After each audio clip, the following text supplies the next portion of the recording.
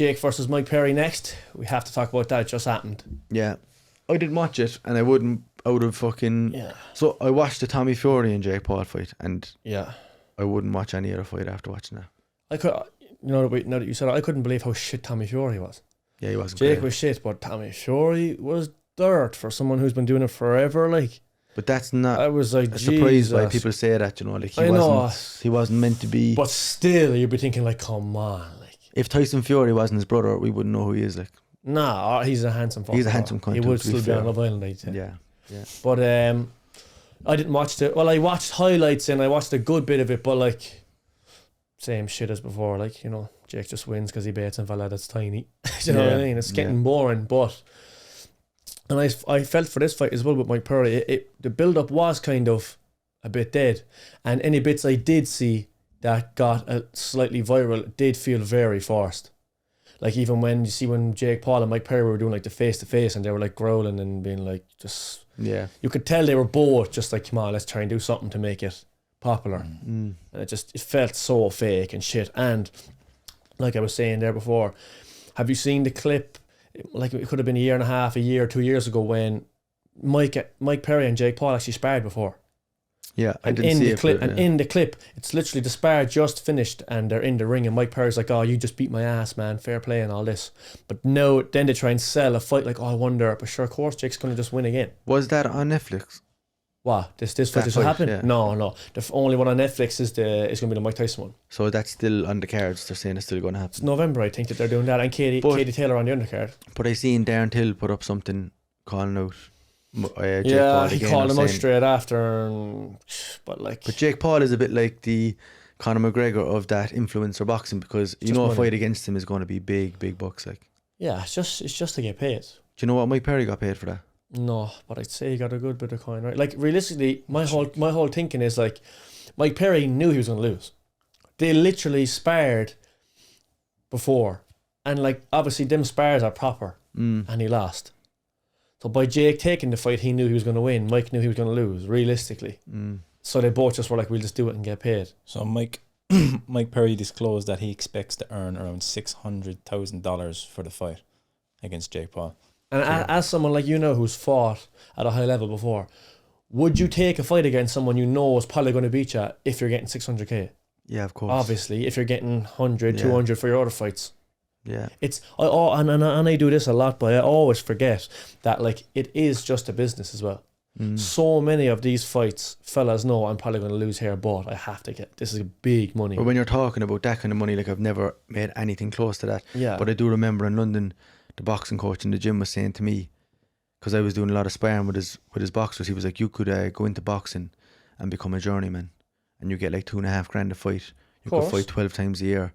But that amount of money, $2,500, I couldn't part with my fucking pride, do you know, for $2,500. Yeah, But if there's you're so saying, many of them. if you're saying 30 grand, 40 grand, then you're talking, all right, that's fucking a substantial amount of money to do There's something so many fellas in boxing by who go in there, Become kind of put up journeyman, half of a fight and then just like, yeah, happy days, I'll get 2 fights. And what I didn't know, and this is an insight to people out there who actually might not know, like sometimes, like if there's a hot prospect, the opponent will actually get paid more. So in the beginning of fellas' careers, say, no, I'm like fucking 10-0, and they're trying to get you, my team is trying to get you as my opponent for my 11th fight to go 11-0, and let's say like you're 10 and 15, they'll pay you more than me, because people actually don't want to fight me, and like they pay. I never knew that. Like Callum was even saying that earlier on in his career, like they were paying fellas more money sometimes than he was getting paid just so that they'd fight him, Yeah, because like, so if you're not going to become a world champion or try to become a world champion, to be a pro boxer, it has to be like, make sense. You're not going to keep fighting to get paid. But apparently, like, when you have those guys who go in as journeymen, it's not like that they're going in to purposely lose, but they won't try and fight, because if they get knocked out, that means they can't fight for like, they get like, a medical ban for like 2 months or something. So they'll go in and they'll like jab, cover up. Has to make sense for them financially as well. So they'll try and make like, the 6 rounds or the 8 rounds or whatever it is without getting knocked out, and that means they can fight again 2 weeks later. And if they do the same thing 2 weeks later, they can do it again. There was one lad, Jordan was his name, Jordan Cranham. He's known as the best journeyman in the UK. Yeah. And I used to spar him. He was 3-0 when I was training with him as a pro. Then he broke his ankle on like he was working as a Deliveroo driver or something, broke his ankle coming off a moped. Couldn't obviously, he was out for about a year. Then he just turned to a journeyman, and the last time I checked his record was something like 4 or like maybe 6 wins and 65 losses. Fucking. But his whole thing was that he'd give lads a good challenge. He's handy enough to test boys. But he won't get knocked out, and that's why he's known as the best. But these journeymen as well, they will win it if they can, like. As in, they're not told to lose, like. No, but as I said, I think they're just trying to avoid getting knocked out. But like, if they're actually having good success and they feel like, fuck it, I could win this handy enough, they will beat fellas. Yeah, of course. Like, they're not going to fucking sit there. They're not actually trying to lose, but they're just trying to not get knocked out. Yeah. You know what I mean? But for some of them, then it must turn into like, going to the office, like they're just getting their bag ready on a Friday to go and every bunch of fighting. do 6 rounds. Going back to the influencer game as well, though, did you see the whole saga with Masvidal and Diaz? What do you mean? No. So apparently, they were both promised 10 million, guaranteed each? 10 million each For that fight? for that fight, and Diaz got 1 million. If they fell for that, then and he's put in a lawsuit against the promoter. Why would he believe that? I don't know. Because obviously they must have got fucking sold some idea that there's a big money man behind it. Yeah. There's loads of money there.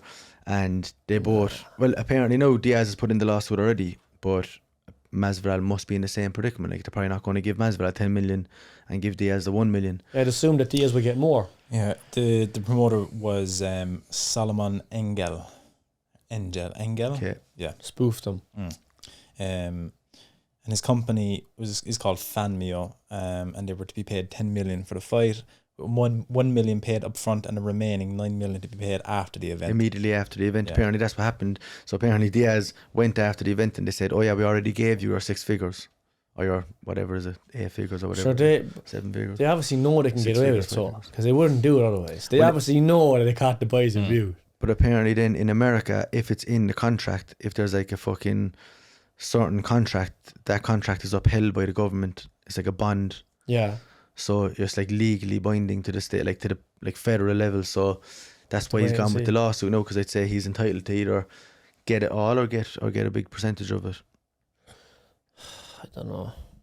The boys obviously knew what they were doing though beforehand. But do you really think that Mike Tyson is actually going to get in there with Jake Paul? I hope not. I really hope not. I hope he doesn't. I think they will though. Again, it's another stage. That one is a staged fight of all the fights. How much do you think Tyson's going to get for that? But have you even seen the Impulsive episode with Logan Paul, Jake's brother, and he's talking about it, like he was saying, like, oh, I was talking to Jake, like, and I asked Jake, like, are you going to really try and knock him out? First of all, anyway, that just goes to show straight away it's obviously a fake fight. Yeah. He asked him, are you going to try and knock him out? And Jake was like, oh, I'll see. Like, if he tries to hit me, like, I might try and... Like, they know full well this is just a spoof. Rumours are that Mike Tyson will get around 20 million. 20 million, yeah. With that much money on the table again, by how old you are, someone says he have 20 million there to go and have it to scrap. Yeah, and like they're big fans of Mike, Jake and Logan, and like they obviously come to an agreement beforehand, right? Like again, it comes back to this whole thing that I'd never clicked onto before, like as a fan. It's all about money. These boys wouldn't fight if it wasn't for money. So do you think it's impossible to say Jake and Mike didn't just meet behind closed doors and be like, here, look, there's this Netflix thing here, I reckon we could get this 20 mil each, let's just fucking pretend like we're going to knock each other out, bang. Of course they would. Yeah. For 20 mil. Same with, I think it was the same with McGregor. But even if it's not a knockout, like if it goes in and if Jake Paul somehow gets a draw even like as an exhibition, like fucking that's a hard pill to swallow for anyone that knows how good Mike Tyson is. Yeah. And was. I just don't like the idea. To have it on his record that he had a draw, like even best case scenario, like if they're kind of doing the exhibition thing. Yeah. A draw against Jake Paul. Even fighting him by is like, what? But I feel like the McGregor Mayweather thing was the same. Like they boys met beforehand and were like, look, some chance here to make 100 mil. Let's just fucking do it. Like they met before and were like sound and be like, yeah, boom, let's get this going. Same, of course they do. Like, but it's that fight was like, do you think McGregor said, all right, so you can no, I don't think that, but I think he knew he wasn't going to win, obviously. But I think they had agreed, like, no, let's have a proper full on fight. But like they were like, let's do it, like For the money, yeah. for the money. And like Mayweather was obviously, I'm not going to lose. McGregor was probably thinking, I'm not going to win, but I will try my hardest. I think the fight was real, but I think they obviously met beforehand and were like, we have a chance here to make hundreds of millions for like a handy enough fight. They're two businessmen as well at the end. Yeah, but that's what I mean. Very good This whole fighting thing is business. Like it's rare. I think it's actually rare enough. You get these huge fights that aren't strategically business minded. You know. Yeah, but you think it's only probably since Mayweather and maybe De La Hoya, that kind of era of boxers. There's been very few boxers, MMA fighters as well, that went into it with a business mindset. Like historically, the fighter always got fucked. Like Mike Tyson's a great example. Like he got fucked out of so much money. Yeah. Because they're not, they're the ones who are just focused on becoming champions and winning, and then they see all these big numbers on a contract, but like they don't realise after the fact of all the middlemen taking the cuts. Yeah. They get left with peanuts, like.